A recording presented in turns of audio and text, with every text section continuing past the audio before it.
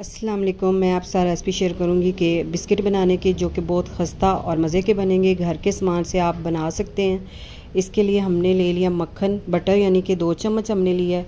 Half चम्मच हमने चीनी ली और इसके अंदर बादाम डाल के पीस लिया था। चीनी को अच्छी तरह मिक्स करें। इसके बाद हाफ़ अंडा डाल लें। 2 चम्मच 2 ड्रॉप आप डालें बनाना एसन के।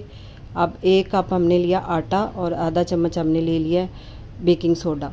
इसको हमने अच्छी तरह मिक्स किया। इस तरह आपने डो बना लेनी। अगर डो नरम हो तो उसके अंदर मज़ीद आटा मिक्स कर लें 2 चम्मच।